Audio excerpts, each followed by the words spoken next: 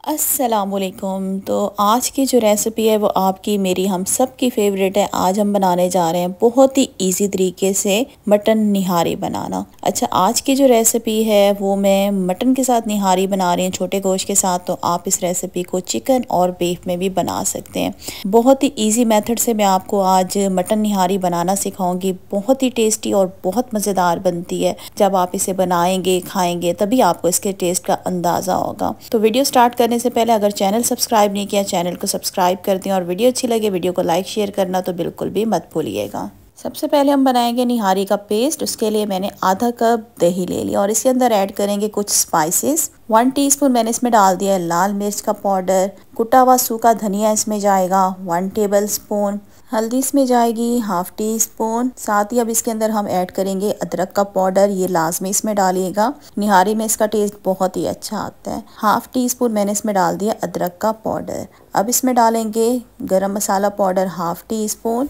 और अब इसके अंदर मैं ऐड करूंगी निहारी मसाला जो कि मैंने शान का लिया है। अगर आप बेहतरीन मज़ेदार निहारी खाना चाहते हैं तो फिर आपने शान का मसाला लेना होगा 2 टेबल स्पून। 2 टेबल स्पून भर के मैंने इसमें निहारी मसाला डाल दिया है। अब हम क्या करेंगे, एक विस्क की मदद से आपने क्या करना है, इन तमाम चीज़ों को अच्छे तरीके से मिक्स करना है। अच्छे तरीके से मिक्स कीजिएगा ताकि जो दही की गुठलियाँ हैं वो अच्छे तरीके से ख़त्म हो जाएँ। यहाँ पे देखिए हमने सारी चीज़ों को मिक्स कर दिया और यहाँ पे जो हमारा पेस्ट है निहारी का वो बनकर तैयार हो गया है। अब यहाँ पे मैंने एक बड़ा पॉट रख दिया चूल्हे पे। इसके अंदर ऐड करूँगी मैं 1 कप भर के कुकिंग ऑयल।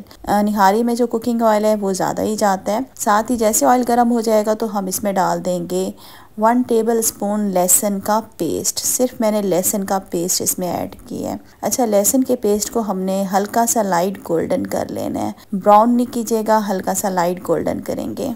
तो जल्दी से मैं लहसुन को हल्का सा लाइट गोल्डन कर लेती हूँ। जैसे ही हमारा लहसुन हल्का सा लाइट गोल्डन हो जाएगा तो हम इसमें डाल देंगे छोटा गोश्त। मटन का गोश्त तकरीबन मैंने ले लिया 1 किलो।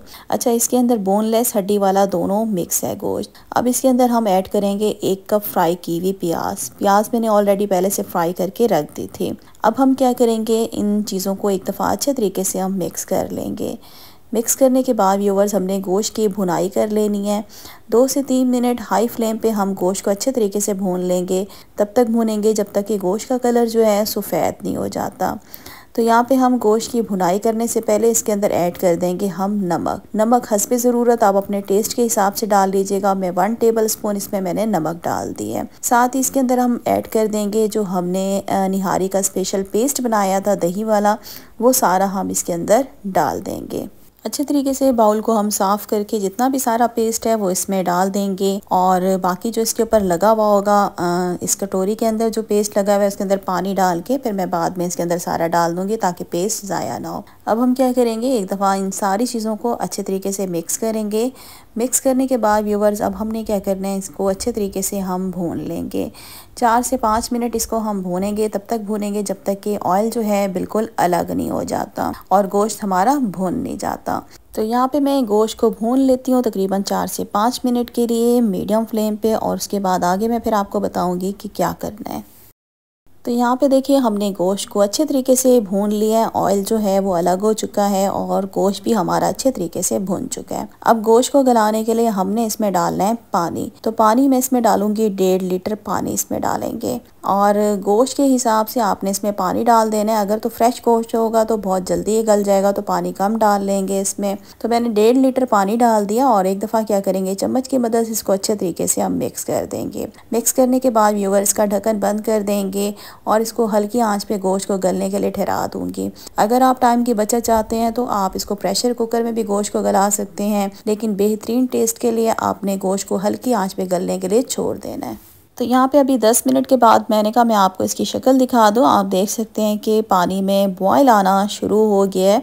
तो इसी तरह से व्यूवर एक दफ़ा इसमें हम चम्मच चलाएंगे, अगेन इसका ढक्कन बंद करके गोश्त को गलने के लिए हम छोड़ देंगे। कितनी देर में गलेगा ये मैं आपको बाद में बताऊँगी। अगर तो फ्रेश होगा, ताज़ा गोश्त होगा तो फ़ौरन से ही गल जाएगा क्योंकि मटन को गलने में इतना टाइम नहीं लगता बानिस्बत बीफ के। अच्छा, यहाँ पे अब हमने क्या करना है, एक पेस्ट बनाना है। उसके लिए मैंने व्हीट फ्लोर ले लिया, गंदम का आटा तकरीबन मैंने ले लिया आधा कप और साथ ही इसके अंदर हम थोड़ा सा पानी इसमें डाल देंगे।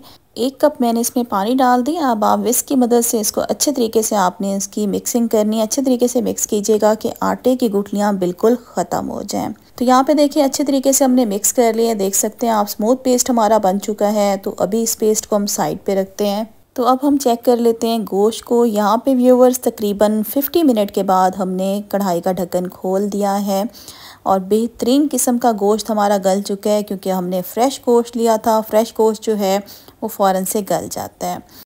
तो अब हम क्या करेंगे व्यूवर, ये जो आपको नितार नज़र आ रहा है, रोगन नज़र आ रहा है, इसको हमने अभी निकाल लेना है जितना भी सारा है। अभी इसको निकाल लीजिएगा, क्योंकि अब इसके अंदर हम डालने वाले हैं आटा। आटे के घोल इसमें डालेंगे जो हमने बना के रखा था।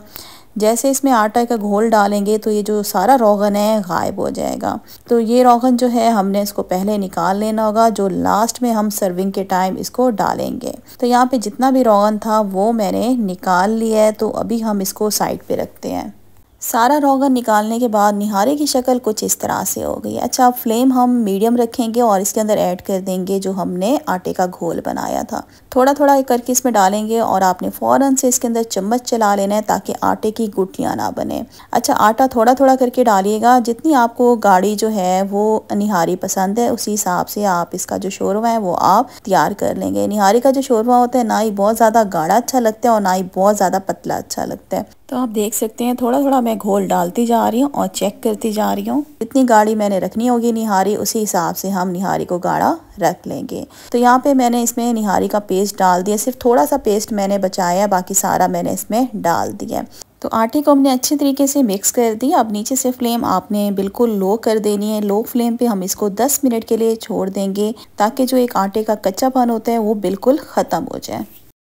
और यहाँ पे तकरीबन 10 से 12 मिनट के बाद हमने ढक्कन जो है खोल दिया। आप देख सकते हैं जो रोगन था थोड़ा बहुत वो ऊपर आ चुका है और जो आटा हमने इसमें डाला था उसका कच्चापन भी बिल्कुल ख़त्म हो गया है। अब इसी स्टेज पे आप इसका नमक चेक कर लीजिएगा। नमक कम लगे तो आप ज़्यादा डाल लीजिएगा इसमें।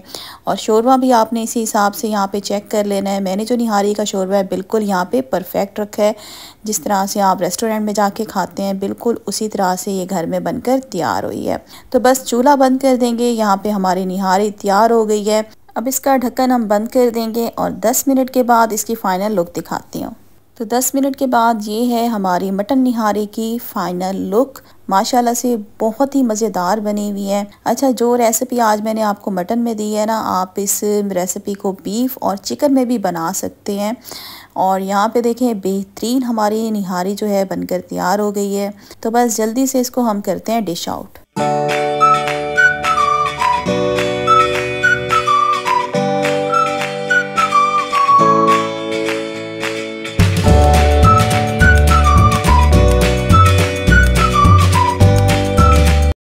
निहारी हमने बाउल में निकाल लिया। अब इसके अंदर हम रोगन डालेंगे जो कि ऑलरेडी हमने पहले से निकाल के रख दिया था। हस्बे ज़रूरत जितना आप रोगन डालना चाहें वो आप निहारी के ऊपर इस तरीके से डाल लेंगे और इसको हम गार्निश करेंगे अदरक, हरी मिर्चें और हरे धनिए से। साथ ही मैंने लेमन ले लिया।